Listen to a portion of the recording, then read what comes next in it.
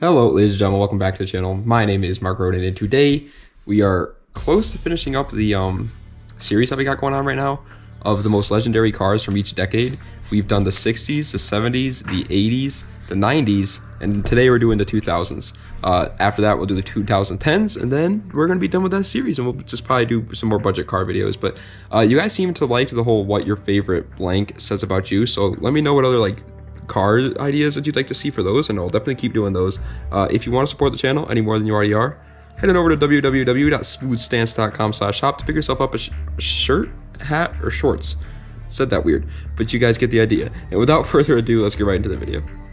Alright, so coming in at number 15 is going to be the wonderful Chevrolet Corvette C6. Obviously, this thing was a freaking monster when it came out, and people still to this day love it so much, and they talk about it all the time, and honestly, for a good reason. All right, they came with a 6.2 liter V8 making a huge 505 horsepower, and it was rear wheel drive. And now the reason that I didn't put this car much higher is because I didn't really like start anything special for the Corvette line. It didn't like start anything special. I don't know why I said I didn't like it. I didn't start anything, but they just kind of added on to it. Like the Corvette line was already very cool, and then they just kind of like made another banger. They didn't really like influence the rest of the line, if that makes any sense. Plus, I hate how the stock headlights on this car are like paint matched to the rest of the car. I think that looks weird, so I didn't want to put it any higher.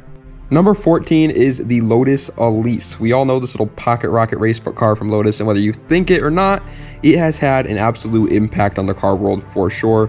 People love small sports cars, and for good reason. The Lotus really kind of cemented the idea that small sports cars can be fun and are a good investment. Honestly, you've got to thank the Lotus for all the hype around the Miata nowadays, just saying.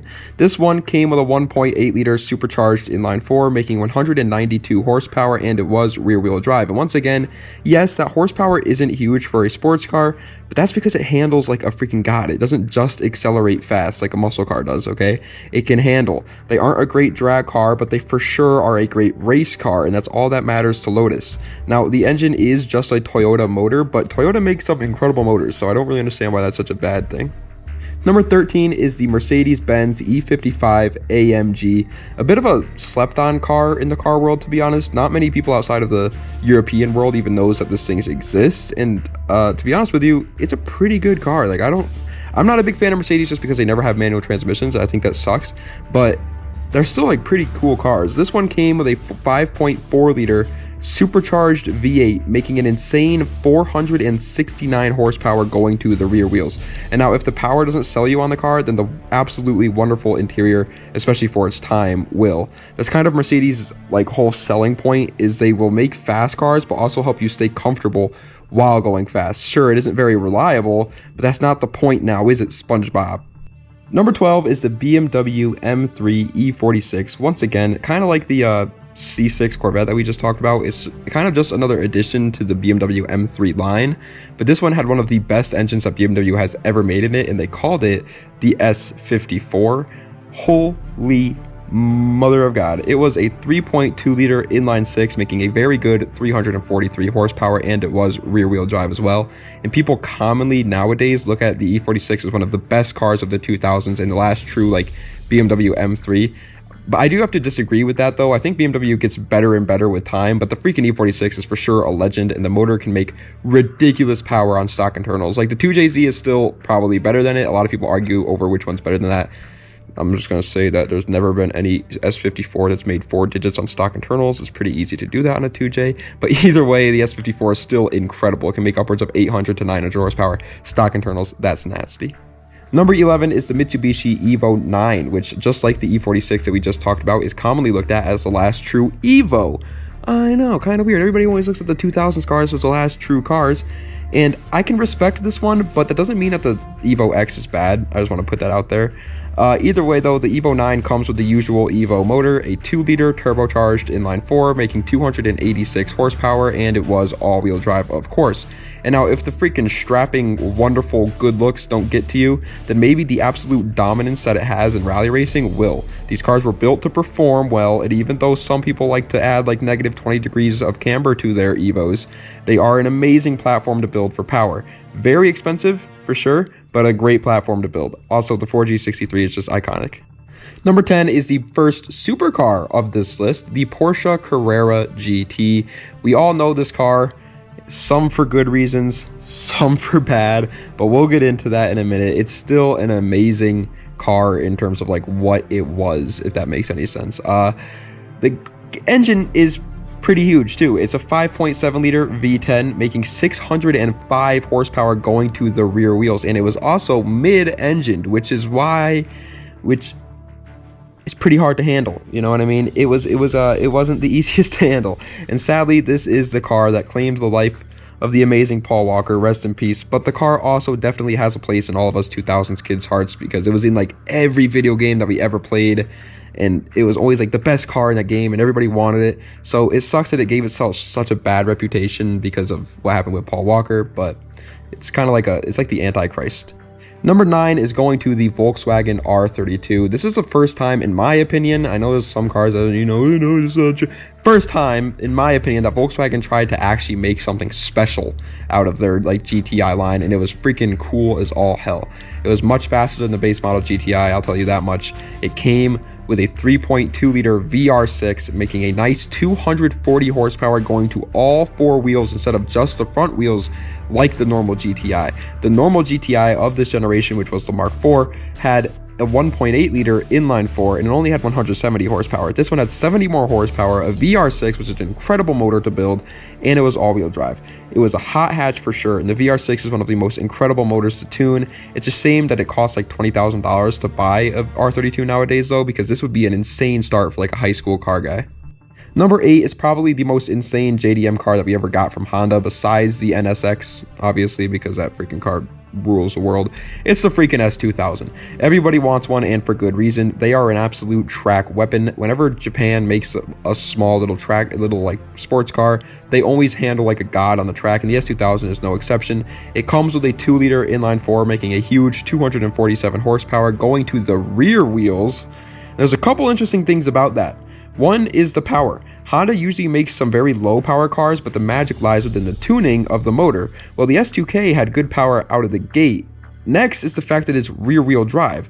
As far as I know, this is only one of 2 cars to ever be rear wheel drive from Honda, this and the NSX. And on top of that, both of those things, it was built to handle like a boss with the damn top down.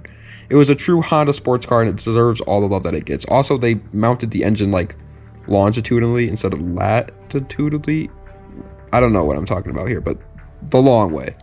Number 7 is going to the next supercar, the freaking Ford GT, which is, in my opinion, the coolest Ford that has ever been made, hands down. It was built to pay tribute to the wonderful Ford GT40 that we saw in the 60s, but this one had more modern features about it, obviously. It came with a 5.4 liter supercharged V8, making 500 horsepower going to the rear wheels.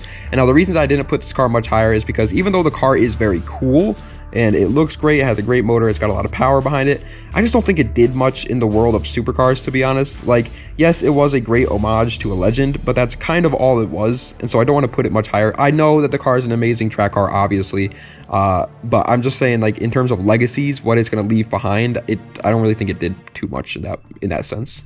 But number 6 is yet again another supercar, the wonderful Lamborghini Murcielago. If it was up to me alone, this would be number 1, by the way, because this is probably my absolute dream car. Like, I love the FDRX7, but if I had billions of dollars, the first car that I'd be going out and buying would be a freaking Murcielago. What a car. It comes with a 6.5 liter V12, making an insane 651 horsepower going to the rear wheels. And I think that's actually the most powerful car on this list, to be honest. They are not only incredibly fast, but that is actually really wrong. Now that I think about it, that is not correct at all. This is not the most powerful car on this list. But they are not only incredibly fast, but incredibly good looking, and it was the last Lambo to be offered with a freaking gated manual transmission, and that literally sounds like freaking sexual intercourse to me, and so it deserves the status. It is a great car. Number 5, we're going to bring it down a couple notches and get out of the supercar world for a bit to talk about the Subaru WRX STI, second generation, which is the Bug Eye, the Blob Eye, and the Hawk Eye. They're all technically the same generation, just with different facelifts, and they deserve the freaking world of praise that they get because they are really good cars. They come with a 2.5 liter turbocharged flat 4, making only 300 horsepower, and it was all-wheel drive. But just like the Evo, it absolutely shined in rally racing. Arguably, these are pretty pretty much better than the Evo. Yes, I did put this one much higher than the Evo because this is the first WRX that was offered in the States, and kids worldwide are still buying these cars all day long for a first car and getting hooked on the WRX like Subi Rumble. I mean, you can drive them wherever you want since they're all-wheel drive, carry whoever you want since they're sedans, and go fast while doing it. It's a no-brainer that these cars are so wanted by like the youth today. Number 4, however, is going back to the supercar world, arguably the hypercar world, for the Lexus LFA. This car is popular for one reason, and one reason only: the damn engine. Okay?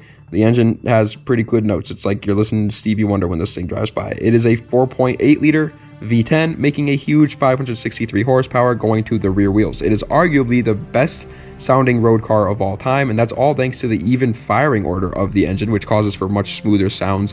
And I mean, holy moly, bro, I cannot lie to you, this thing does sound absolutely incredible. It also obviously performed pretty well and did look incredible too, but the main reason that this car is so legendary is just because it sounds like heaven on earth.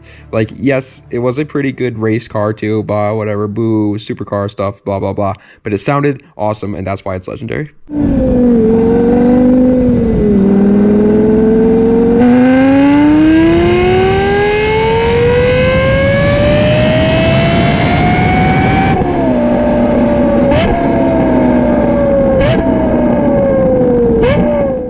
Third place is going to my personal favorite Ferrari of all time, the Ferrari Enzo. I grew up with this car, so I love this car more than anything. I had posters of this car for freaking in my room all the time, and it's legendary for all of the right reasons, in my opinion. It checks all the boxes for becoming a legend.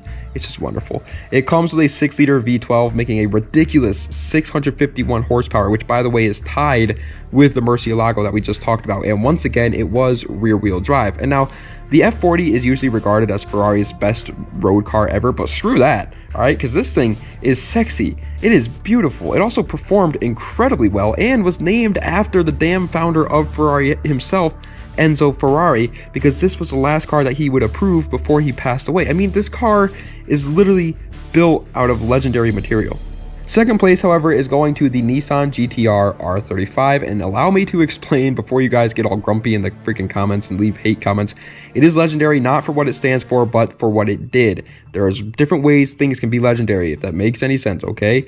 It comes with a 3.8 liter twin turbocharged V6, and it made 600 horsepower going to all four wheels. And when this car came out in 2009, when it came out, not today in 2022, but when it came out in 2009, it literally dominated the competition in everything. There was no car that could touch it, not only for the price, but pretty much for the entire car industry in general. Once again, this is another car that kids look up to all the time, and I know there's all these JDM haters out there, but I'm sorry to tell you, it makes sense. This car is legendary, and it does all of that with 4 seats and a V6 for less than $100,000. First place, however, is going to go to a car that I personally just don't like at all, to be honest, but I understand that its importance and I understand its legacy. It is the Bugatti Veyron. Yes, that car, the one that was the fastest in the world for quite some time, and people went absolutely nuts for it, acting like it was the best car ever. That's what I just don't, oh man, it rubs me the wrong way. I'll get into that. It comes with a absolutely ridiculously massive 8-liter quad turbocharged W16, making a ridiculous legendary, but I just personally I just don't see the hype behind it. But ladies and gentlemen, that is the end of today's video. I hope you enjoyed. If you did, please be sure to like, comment on another video you'd like to see down below, and subscribe to the channel for more. Tomorrow I think it's going to be a deep dive on the Scion TC. I know that's kind of a weird one, and then I'm probably going to do another deep dive immediately after that on the, what is it, the Mazda RX-8, or is it the Honda Odyssey? Can't remember, but yeah, we're doing one on the Honda Odyssey, by the way, because why not? It sounds funny. So anyway, guys, I hope you enjoyed. If you did, be sure to like. Das Vidania. Have a nice night.